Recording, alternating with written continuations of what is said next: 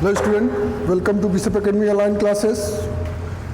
Dear student, today I am going to start a new chapter, reconstitution of a partnership firm, admission of a partner.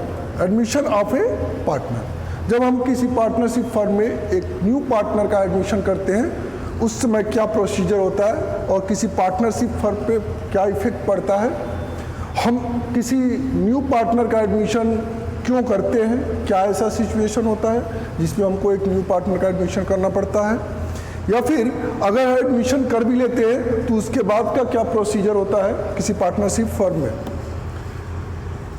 First of all हम previous chapter में भी आपको change in profit sharing ratio में भी आपको reconstitution का meaning बताए थे, फिर एक बार और फिर मैं उसको रिपीट कर रहा हूँ क्योंकि एडमिशन ऑफ पार्टनर के केस में भी ऑलरेडी आपका प्रॉफिट शेयरिंग रेशियो चेंज होगा। तो चूंकि वो change in profit sharing ratio का ही केस है, बट उसमें एग्जिस्टिंग पार्टनर अपने प्रॉफिट शेयरिंग रेशियो को चेंज करते थे, लेकिन यहाँ पर जो प्रॉफिट शेयरिंग रेशियो चेंज होगा वो किसी न्यू पार्टनर के एडमिशन के वक्त उसमें चेंजिंग होगी।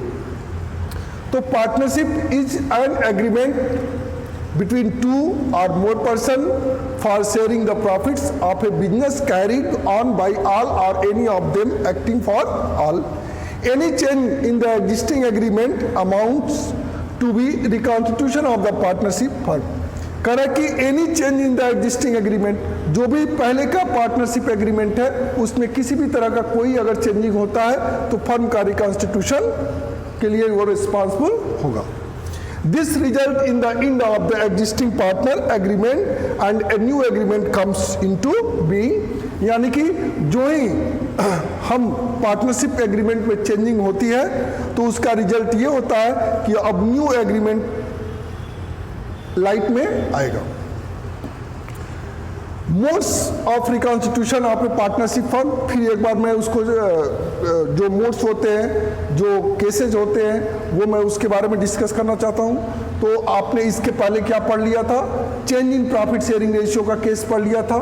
अब आप क्या पढ़ेंगे, admission of a new partner, ये मोड्स ऑफ रिकॉन्स्टिट्यूशन। इस मोड में पार्टनरशिप फर्म का रिकॉन्स्टिट्यूशन होता है, मीन्स टू फर्म का रिन्यूएशन होता है, यानी कि फंड फिर से नए सिरे से तैयार किया जाता है। Retirement of an existing partner, अगर किसी पार्टनर का पार्टनरशिप फर्म से रिटायरमेंट होता है उस केस में भी फर्म का रिकॉन्स्टिट्यूशन हो जाता है। Change in profit sharing ratio तो आपने पढ़ लिया है। डेथ ऑफ ए पार्टनर, किसी पार्टनर का ड्यूरिंग द ईयर अगर किसी पार्टनर का डेथ हो जाता है अट्रेंडम, तो उस केस में भी फर्म का रिकॉन्स्टिट्यूशन हो जाता है। नेक्स्ट आपका reasons of admission of a new partner. ऐसे कौन से रीजन हैं जिसके कारण आपके किसी पार्टनरशिप फर्म में किसी न्यू पार्टनर के एडमिशन की जरूरत पड़ती है। तो मैंने आपको शुरू में बताया था कि ऐसा कौन सा सिचुएशन आता है कि हमको किसी न्यू पार्टनर के एडमिशन की जरूरत पड़ती है। ठीक है, तो a new partner is usually welcomed into business for following reasons. ऐसे रीजन्स हैं, देखिए ये इस पर से बोर्ड का क्वेश्चन पूछता है अक्सर, तो जब बोर्ड का क्वेश्चन पूछता है तो इस पर ध्यान देने की जरूरत है, इस पॉइंट को ध्यान देने की जरूरत है, क्योंकि इसमें से कोई एक रीजन दिया रहेगा तो उसको आपको टिक करना रहता है। तो इस केस में कह रहा है कि when more capital is required, जब पार्टनरशिप फर्म को और जो कैपिटल है वो सफिशिएंट नहीं हो रहा है, तो जो एग्जिस्टिंग पार्टनर के कैपिटल हैं वो सफिशिएंट नहीं है, उस केस में उनको और ज़्यादा कैपिटल की रिक्वायरमेंट होगी। और अगर वो कहीं से और व्यवस्थाएं नहीं हो पाती है तो किसी न्यू पार्टनर के एडमिशन पर ही वो पॉसिबल है, क्योंकि न्यू पार्टनर जब आएगा तो अपने साथ कैपिटल भी लेके आएगा, तो उसके कैपिटल की रिक्वायरमेंट के कारण हम न्यू पार्टनर का एडमिशन करते हैं। दूसरा रीजन क्या है, when efficient management and better competency is needed, जब एक इफिशिएंट मैनेजमेंट की जरूरत हो, जितने भी पार्टनर्स हैं वो एक इफिशिएंट मैनेजमेंट नहीं कर पा रहे हैं, एक इफिशियंसी नहीं है उनके अंदर, तो कोई ऐसा एक पार्टनर का एडमिशन करते हैं जो पार्टनर इफिशिएंट हो, उसकी इफिशियंसी हो, वो इस तरह से एलिजिबल हो कि वो अपने फंड को एक बेटर कॉम्पिटेंसी के रूप में कन्वर्ट कर सके। नेक्स्ट है when the business has to be expanded and operation are to be diversified, जब हम बिजनेस को एक्सपेंड करना चाहते हैं, बढ़ाना चाहते हैं, बड़ा करना चाहते हैं, तो उस केस में हमको और पार्टनर की रिक्वायरमेंट होती है। क्यों? क्योंकि जब हम बिजनेस को एक्सपेंड करेंगे, बढ़ाएंगे, तो हमको कैपिटल की भी रिक्वायरमेंट होगी और मैनेजमेंट में एक इफिशियंट मैनेजमेंट की भी रिक्वायरमेंट होगी और एक पर्सन की भी रिक्वायरमेंट होगी जो एलिजिबल हो पार्टनरशिप फर्म को चलाने के लिए। तो उस केस में भी आपको एक्सपेंडेड के केस में भी आपको एक न्यू पार्टनर की रिक्वायरमेंट होती है। नेक्स्ट है when goodwill has to be enhanced through repute of a famous partner, जब कभी ऐसा लगता है कि पार्टनरशिप फर्म में कोई एक ऐसा पर्सन आ जाए, जैसे आपके मान लीजिए सेलिब्रिटी है, तो आपके देखते हैं ढेरों सारे सेलिब्रिटी है, कई ढेर सारे कंपनियों का एडवर्टाइजमेंट करते हैं। तो क्यों एडवर्टाइजमेंट करते हैं? क्योंकि उनके उस कंपनी के साथ जुड़ने से उस कंपनी की गुडविल इंक्रीज हो जाती है। उस गुडविल का उस कंपनी वो कंपनी क्या होती है? फेमस हो जाती है, और जब फेमस हो जाती है तो उसका गुडविल इंक्रीज करता है। तो कभी अगर ऐसा होता है कि गुडविल इनहैंस कर रहा है, तो उस कंपनी को एक रेप्यूट कंपनी यानी रेपुटेड कंपनी बनाने के लिए, फेमस कंपनी बनाने के लिए भी एक न्यू पार्टनर की जरूरत होती है जो काफ़ी फेमस हो, उसका गुडविल हो। तो वो कंपनी अगर पार्टनरशिप फर्म के साथ जुड़ जाएगा तो उस गुडविल का कॉम्पिटेंसी बढ़ जाएगी। नेक्स्ट जो रीजन है वो है when talented employ is encouraged for better performance, अगर कोई पार्टनरशिप फर्म में कोई टैलेंटेड एम्प्लॉय है